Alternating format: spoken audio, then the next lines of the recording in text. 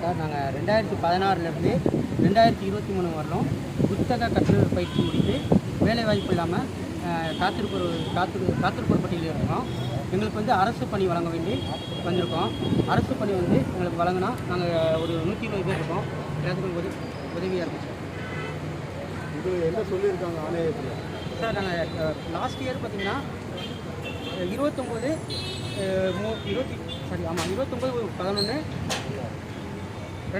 அன்று போராட்டம் பண்ணோம் சார். அப்போ வந்து எங்கள் கமிஷனரும் எங்கள் செயலாளரும் வந்து பேசுகிறாங்க, கண்டிப்பாக உங்களுக்கு ஜூன் மாதத்தில் வேலை வழங்குறோம் அப்படின்னு சொன்னாங்க.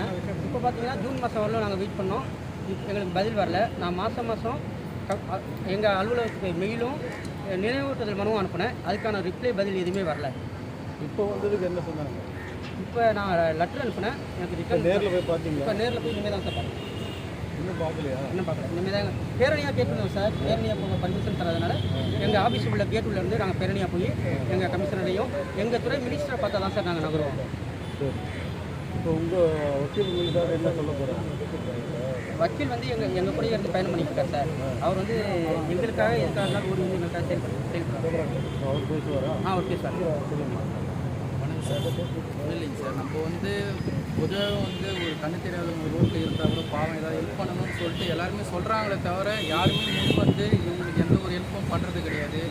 அது அரசாங்கமாக வந்து எந்த ஒரு ஹெல்ப்பும் பண்ணுறது கிடையாது. நம்மளும் ஒரு தடவை போராட்டம் பண்ணுறோம், வரும்போதெல்லாம் வந்து இவங்க ஹெல்ப் பண்ணுறோம், வேலை வாய்ப்பு கொடுக்குறோம் அப்படின்னு சொல்லிட்டு ஒரு தடவையும் வந்து இவங்களை வந்து சமாதானப்படுத்தி தான் அனுப்புகிறாங்களே தவிர இவங்களுடைய நியாயமான கோரிக்கையை ஏற்று இவங்களும் வந்து கஷ்டப்படுறாங்க, இவங்க பசங்களுக்கும் ஏதாவது ஒரு வழி பண்ணணும், இவங்களுக்கும் ஏதாவது ஒரு நல்ல வேலைவாய்ப்பு திட்டமோ இல்லை. இப்போ ட்ரெயினில் பஸ்ஸில் முன்ன மாதிரி வந்து இவங்களால வியாபாரம் செய்ய முடியல, ஏகப்பட்ட சிக்கல் இருக்குது. கண்ணு தெரிஞ்ச நம்மளே வந்து ரொம்ப கஷ்டப்பட்டு இருக்கோம்.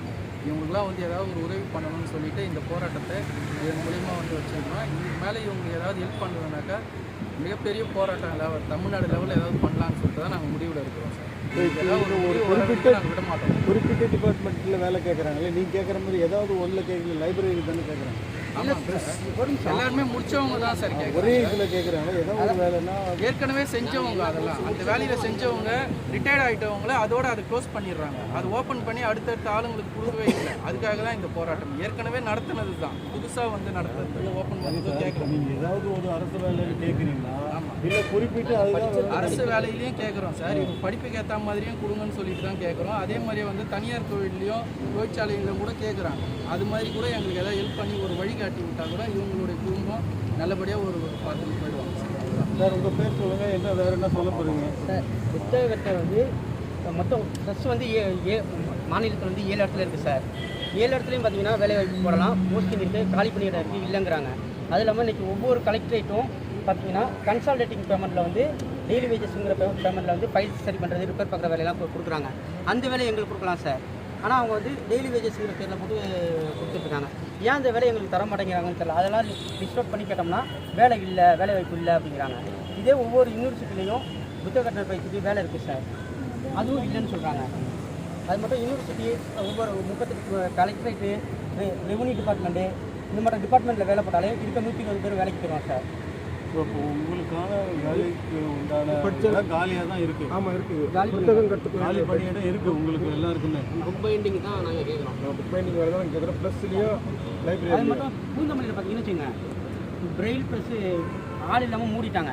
அந்த பிரெயில் ப்ரெஸ்ஸை தொடங்கி ஓப்பன் பண்ணி அதில் எங்களுக்கு ஸ்டாஃப் போடலாம் சார். அதுலேயும் ஒரு 4 போஸ்டிங் போடலாம். ஏன்னா பிரெயில் ப்ரெஸ் பார்த்தீங்கன்னா தென்னிந்தியா ஃபுல்லாக இங்கே தமிழ்நாட்டில் இருந்து தான் பிரிண்ட் ஆகி போயிட்டு இருந்துச்சு. ஸ்டாஃபுங்க ரிட்டையர்ட் ஆனோன்னா அந்த கோர்ஸை 3 மட்டும் கணக்கு காமிக்கிறாங்க. அதே மட்டும் ஃபிட்டர் வெயிண்டர் டெய்லரிங் அண்ட் கட்டிங் இருந்துச்சு. மொத்தம் அதில் 15 ஸ்டாஃப் இருந்தாங்க. அந்த கோர்ஸ் வந்து 1967 தொடங்கினாங்க சார். 1927 தொடங்கி 2005 நடந்திருக்கு. ஒவ்வொரு ஸ்டாஃபாக ரிட்டையர்டாக க்ளோஸ் அப்படிங்கிற கணக்கு காமிக்கிறாங்க. ஆனால் அதுக்கான ஃபண்டெல்லாம் ஒதுக்கிட்டு தான் இருக்காங்க. அந்த கோர்ஸ்லாம் திறந்து பயிற்சி கொடுத்தா தான் 12th முடிச்சுட்டு படிப்பேறாதவங்களுக்கு வந்து ஒரு தொழிற்கல்வி கொடுத்த மாட்டோம் இருக்கும். இன்றைக்கி வந்து கண்ணு தெரிஞ்சவங்களுக்கு பார்த்தீங்கன்னா அரசாங்கம் என்ன செய்யுதுன்னா டிப்ளமோ, ஐடி அப்படி இப்படின்னு கவர்மெண்ட்டில் திறக்கிறாங்க. பார்வையற்றோருக்காக இந்த அரசாங்கம் வந்து எந்த தொழில் பயிற்சி மையத்தை தொடங்கியிருக்கு?